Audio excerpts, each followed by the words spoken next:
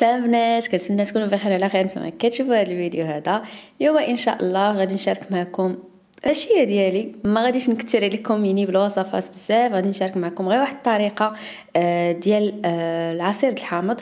والنيت باغا نخرج غادي نشارك معكم كذلك واحد الخريجه. المهم غير تسراو معايا شي شويه حقاش بديت كنحضر شي تحضيرات هكا لشهر رمضان المبارك الكريم ان شاء الله الى كتاب. بغيت ناخذ شي اواني وقلت علاش لا نشارك معكم هكايا محلات منين كنتقدى داكشي وكلشي.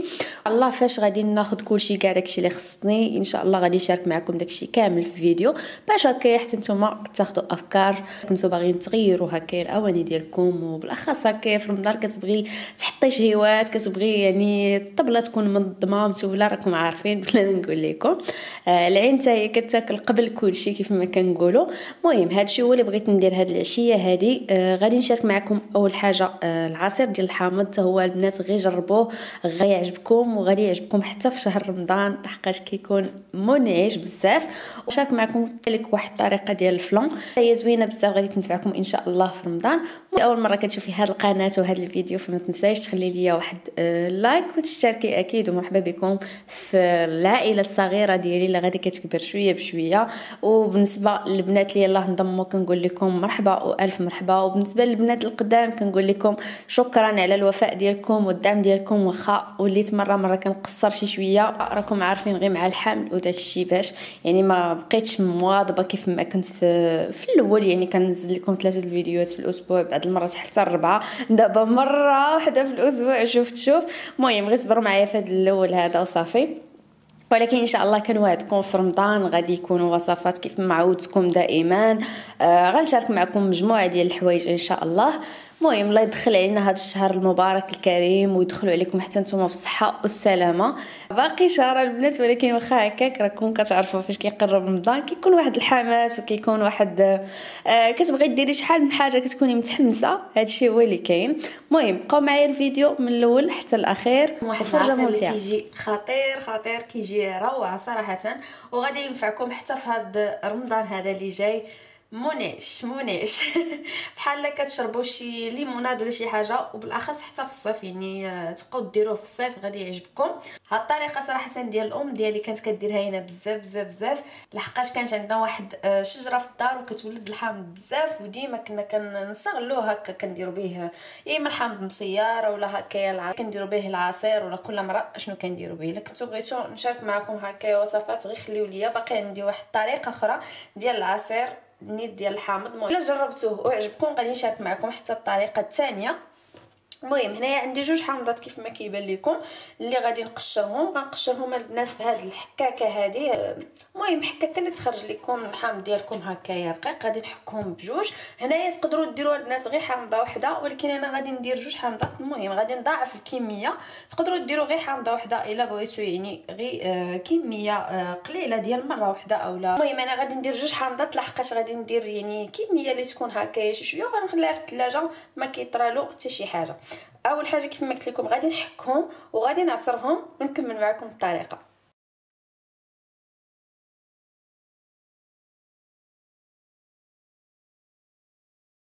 البنات هنايا كيف ما شفتوا راه حكيت داك الحامض يعني دوك 2 حامضات حكيتهم بجوج حتى ما كيبقاش يعني فيهم القشره هكا. غير ما تحكوش يعني بزاف في هاد البيضه هذا باش ما تجيكمش يعني مره القشره ديالو صافي كتبان لكم انها تحيدات صافي. ومن بعد دابا غادي ندوز يعني نعصر هاد 2 حامضات هادو.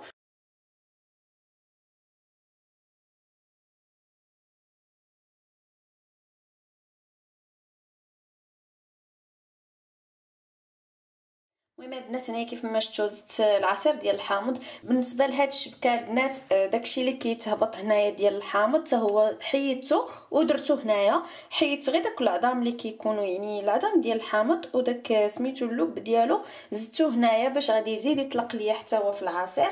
وغادي ندير هنايا كيف ما كتشوفوا اطرو ديال الماء كيف ما كيبان لكم لتر ديال الماء. غادي نديرو على هاد الحامض هذا وغادي نضيف السكر البنات كيبقى على حسب الذوق على حسب الحلاوه واش كتبغيو الحلاوه بزاف اولا. المهم نتوما ديك الساعه يعني راه كتذوقوا العصير ديالكم. الا كنتو بغيتو تزيدوا السكر راه كتزيدوا، بغيتو ديروا غير كميه قليله غادي ديروا كميه قليله.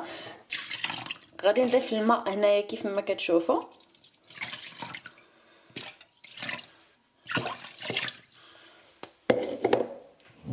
هانتوما ني درت غير هذا القياس هذا ديال الماء، يعني درت غير لتر ديال الماء. من بعد غادي نضيف له هاد القشور هادو غادي نقطعهم وغادي نحطهم هنايا حتى هما باش يزيدوا يطلقوا اكثر يعني في العصير ديال الحامض. غنخليه تقريبا واحد 2 سوايع، يعني من مور ما غادي ندير السكر حتى هو غنخليه تقريبا واحد 2 سوايع ونخليه يعني حتى كيطلق مزيان. عاد من بعد كتصفيوه. فاش كتصفيوها البنات الا لقيتوا انه باقي يعني شي شويه مجهد غادي تزيدوا له شي شويه الماء. ديك الساعه عاوتاني الا لقيتوا حتى الحلاوه ناقصه راه غادي تزيدوا السكر على حسب الذوق ديالكم كيف ما قلت لكم. انا غنقطع هذا كيف ما كيبان لكم هاد القشور هادو حتى هما راه كيزيدوا كيطلقوا يعني النسمه ديالهم اكثر.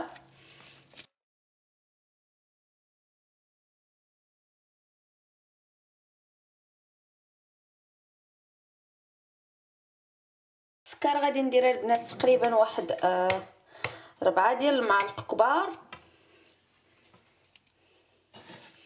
اللي ما كيبغيش السكر يقدر يعوضو حتى بالعسل، ولكن انا كنفضل السكر حسن.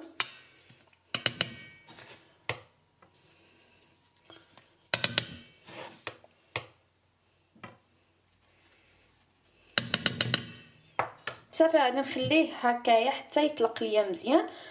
كما قلت لكم 2 سوايع 3 سوايع. عندكم حتى شي بواطه يعني تتسد ديروه في الثلاجه نيت منها يبرد لكم العصير ديالكم وخليوه.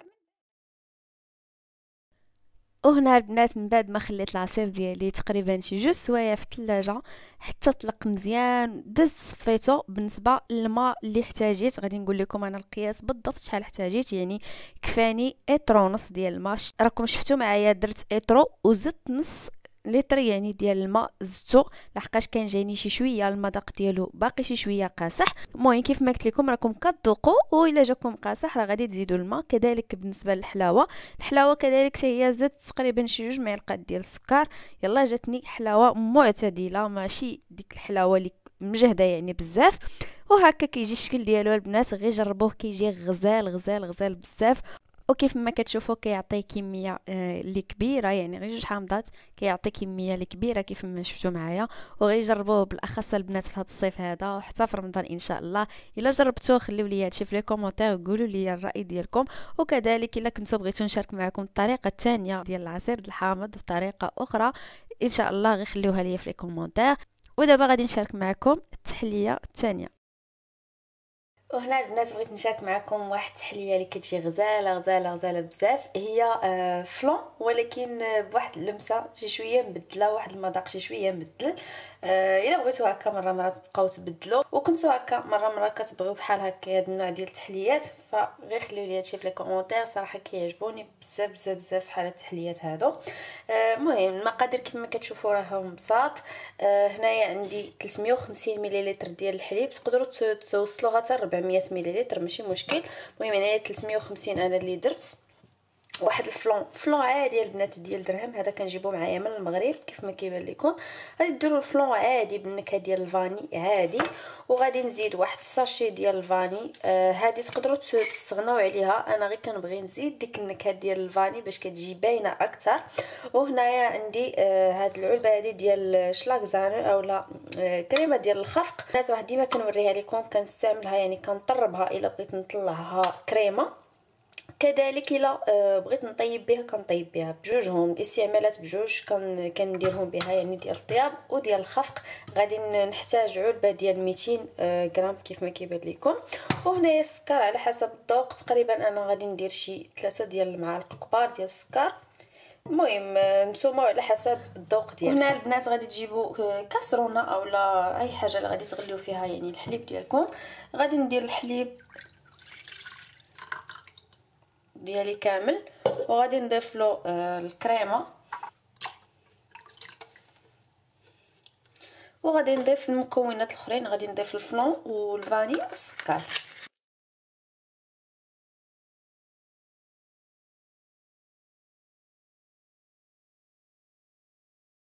البنات كيف ما شفتوا درت كاع المكونات.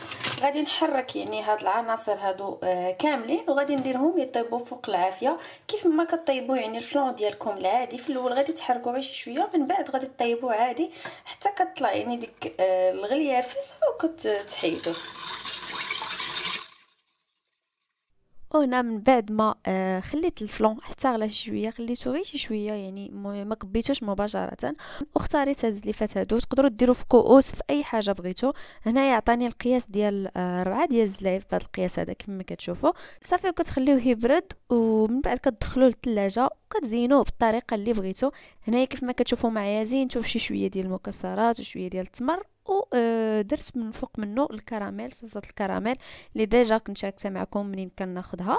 وصافي هكا كيجي الشكل ديالو، كيجي لذيذ بزاف البنات. غير جربوا الطريقه، هي طريقه عاديه ولكن ديك الزان او الكريم فريش يعني كتعطيه واحد المذاق شي شويه مختلف وكيجي بنين بزاف.